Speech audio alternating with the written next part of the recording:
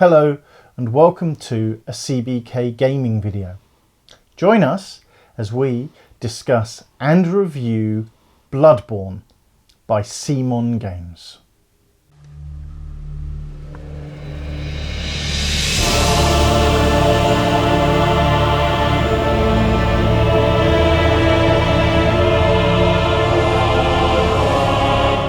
So what is Bloodborne? Bloodborne is a 1 to 4 player cooperative board game set in the city of Yharnam, where you take on the role of a hunter, hunting down weird and wonderful monsters and boss monsters. This is all inspired by the critically acclaimed PlayStation game Bloodborne. And it really does a great job in portraying that game. It's very thematic. We believe that this is a great 8 out of 10 game, but it is also flawed.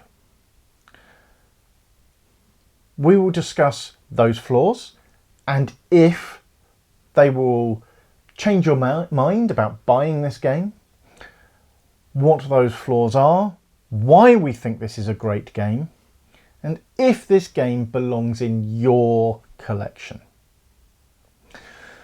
So to start with, how does it play? This game doesn't win any prizes for innovation. You have a deck of cards. You always have 12 cards in that deck. You draw 3. You use those cards to move, to interact with something on the board, to fight, to dodge. After you go, monsters go. And this keeps going until you get to the end or you've won. Where there is a little bit of innovation is in the trick weapon that all the hunters use. Now, we've played with all the base game hunters, of which there are 4. They all have quite unique trick weapons. They have differing handguns. We have also included in this review the Blood Moon box. We will be reviewing all the expansions, but that will come at a later date. The Blood Moon hunters, we have used a few of them and we'll give you our idea of where we find those. The skills and upgrades to those skills. You start with 12 basic cards. There are a vast quantity of upgrades that you can get for these skills. You need to spend experience points, in this game referred to as blood essence. You can only have a maximum of 3 of these at a time before you have to go to the Hunter's Dream, where you can then spend those to get new skills. But you must always have 12 cards in your deck. So anything that you buy, you have to replace something in there. These new abilities range from improving your current dodge ability, perhaps allowing you to heal, or allowing you to return some damage to the monster when you've dodged it, to drawing cards, to healing when you move. These are bolstered by every time you win on an insight mission or kill a monster, you can collect items, runes, you can collect tools, there are consumables. There is a limit, so you can only have 2 tools and 2 runes each. Every hunter has a different firearm. Those firearms can be simple, they can just stagger a monster on a basic attack, or they can push the monster back, or they can do slightly more interesting things depending on what they are and who you've earned it from. Overall, it's good fun. It works. It's easy. The rules are well written. They're explained well. However, there are some minor flaws here. The cards, especially on Secrets of the Church, the second of the 4 campaigns included in this box set, they're not well articulated. They are not confusing. If you just follow what they say, you will get there, but they were ambiguous to the point that you had to reread them, breaking the immersion of the game, and they didn't need to be. Some changes to the language would have made them very easy and very easy to follow.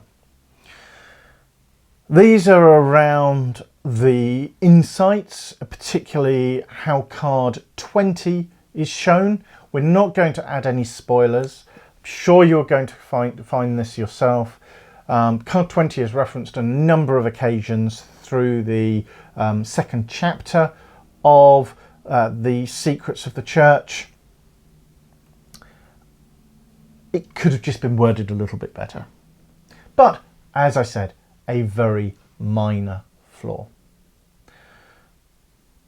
The other flaw that is around components, but also the gameplay, and is a repeat of a flaw found in Cthulhu Death May Die, which I really disliked there, and I'm really disappointed to see it here again, is the size of the tiles.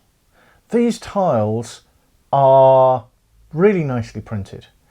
Everything is very nicely done. The size of the monsters, especially on that very first campaign, where you have these wonderful miniatures that you'll see on the screen now, they're fantastic.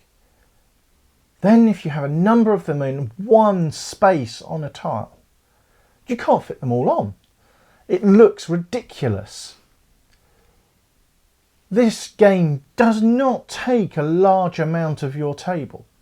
They could have made these tiles bigger. The same size as I think perhaps the Zombicide tiles. Yes, that would have used a lot of the table, but it would have looked so much better. And it would have felt more immersive, more... it would have just drawn you in more. When you're stacking the monsters on top of each other to get the figures in, you lose the immersion. And also, the figures are really nice. So if you've taken the time to paint them, the last thing you want to do is to be stacking them where they could be damaging each other. You want them all thematically surrounding your character, and the tiles just aren't big enough to do that. I find that a real letdown. And I'm sure that some people will say it's a petty thing to be let down by. Looking at the board, you'll see now in the photograph of how these monsters, the monsters that are fantastically sculptured, the Hunter's Mob, I really like. We're going to be using for other games. We're going to be using for our role playing. I think they're excellent for Warhammer fantasy role play, and just not to have that space, unforgivable. Yeah. It was unforgivable on Cthulhu Death May Die. It's unforgivable here. There is something else that I found frustrating with Cthulhu Death May Die, but I didn't in this game. I don't like a static board. By that I mean, I don't like seeing monsters on the board that aren't moving when you are on the board. It doesn't seem to make any sense. There can be some instances where that's right.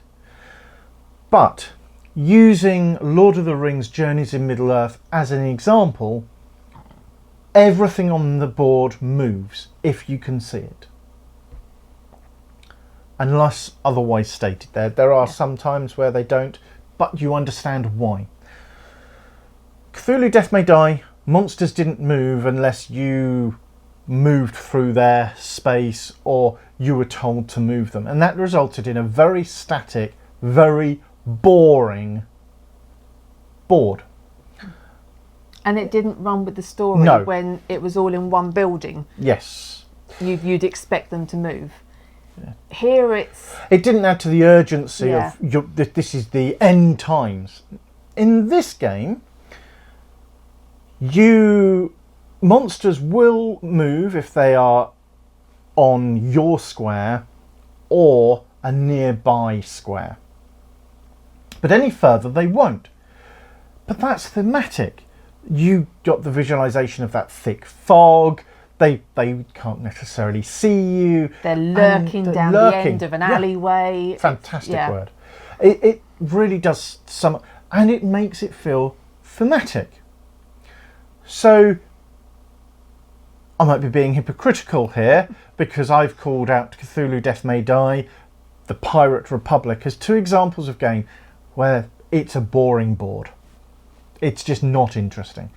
Here, just adds to the ambience of the game and it works very well. It's a slight annoyance, but it's forgivable. I don't even have it as an annoyance in this game. When we first noticed it, I was like, not again. Two of the same failings from a same game by the same designer. This isn't fun. But when you let it play out, and it's fine. The overall gameplay here is good fun. That's what's important.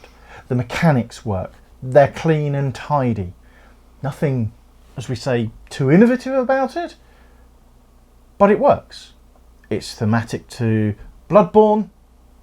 What else do you need? You've got plenty of replayability in the number of skills, the different items you can find, the different consumables, the different hunters. And the maps. The maps change every time. There's a random element in the layout, which again, replayability. Yeah, there's certain tiles that you'll always see in each of the campaigns and each of the chapters, but there's a randomised element and there's quite a number of tiles. That comes to one of the other items within the mechanics of this game, and that's shuffling these tiles. There's quite a lot of games that do this, where you have to shuffle the board tiles. You do that so much, you're going to damage some of these tiles. I wish we could see representation of these tiles on a small card. They only have to be the same size as the consumables and skills that you can do that with, rather than worrying about damaging the tiles. But that's just a personal preference. So, moving on to component quality. What can I say? These are CMON miniatures. They are excellent. They look good, they're unusual, they're spooky, creepy. They really do conjure up the Bloodborne game. The components, the card components to this game, they're okay, they're nothing special. Unfortunately, I think because they're going to see a lot of use, you're going to want to sleeve any of the cards, and if you really are enjoying this game, you may want to look to replace some of the tokens with some sort of replacement. Some of the Etsy sometimes sells some wonderful little blood tokens, and you could use those in place of the card tokens. I mean, your deck of 12 cards, you're shuffling and rotating so quickly, they're going to wear out very, very quickly.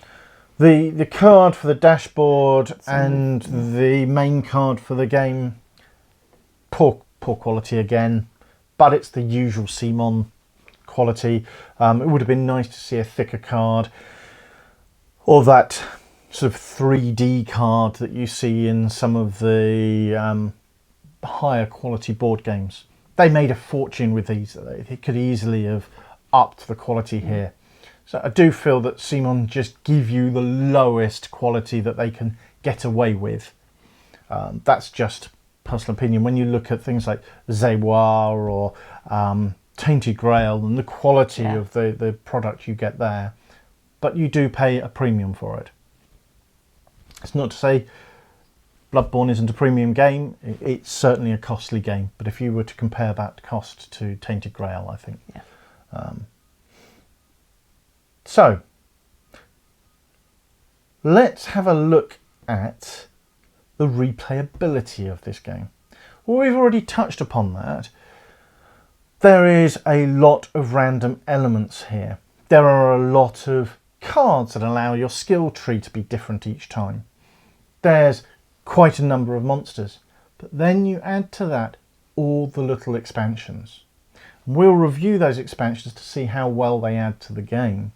But all in all, the base game is a great collection of miniatures and cards that will allow you to play this game repeatedly without becoming too bored in the replayability aspect of the game. And there are enough little branches of side missions that you won't necessarily do all of them the first time round. I mean, we played the first scenario a couple of times and we found branches that we hadn't followed before. Yes. So there's definitely a sort of a good few games you can have there without repeating yourself, yeah. Yes, absolutely. So, overall, we've stated that we believe this is a great game, but with a few flaws. Does it belong in your collection? Well, do you enjoy cooperative games? Do you like the Bloodborne? Have you played it on PlayStation? If you do, I think this belongs in your collection. I think this is something that you would get a kick out of. It's good fun. It's the sort of game that you'd sit down and play with a few mates. It's not a heavy game. There is some thinking to the combat, and that I really like. This is not a game like Zombicide, which is a very simple game to play. This, you do need to think about how you're going to fight, what order you're going to go in, what cards are in your deck, what abilities your hunter has. Can you take the damage but then heal? Are you good at dodging or staggering your opponent to prevent them from actually getting that response? It takes a little bit of getting used to. So, how long does each game take? Well, the game takes between half an hour to an hour to play. Can be a little bit quicker, and I can see we haven't played this 4-player because obviously with COVID restrictions we don't have the ability to do that at the moment. But this I could see taking about an hour and a half with 4 players per chapter. There are 3 chapters to each campaign, and then there are 4 campaigns in the box, and further in the Blood Moon and the Kickstarter exclusives, which we'll have a look at. But if you enjoy those sort of games, I think this is something that you would actually enjoy, and it would be worthwhile keeping an eye on to see if you can get hold of this at your local game store or from CMON. What do you think? Do you agree? Certainly. It's very, very thematic, and I love the way the story cards are written. They're very, very well done, that you feel you're in Yarnum, running around the streets, fighting the monsters, but uncovering the mysteries as well. It's, yeah.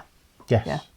Yes, it is very thematic, and I think that's what we're drawn. That's why I really enjoy this game. It's got a strong storytelling element to it. Yeah. And for anyone that has actually played the computer game Bloodborne, I myself hasn't played it, but I've seen a lot of trailers for it and a couple of playthroughs, and I was getting a real sense as we were playing this. I was going, oh, that's happened. I was going, I can see that happening in the computer game, and it's happening here as well. So anyone that's a fan of the computer game, this is definitely a good representation of it, I think. So, all that remains is to say thank you very much for watching. If you have enjoyed this, please consider liking, and we would really like your subscription. We're building up our channel, and we really do appreciate those people that take the time to not only follow us, but to engage with us and to watch the rest of our videos and to support us as we continue through this journey. We will be bringing you a video a week. we will be looking at, we've got our video for Acquire coming out. We've got a number of videos looking back at 2020, the best games of 2020, the disappointments of 2020, and what we're looking forward to in 2021. So thank you very much, and I look forward to bringing you yet more content and more videos and more news, more reviews in 2021. Thank you.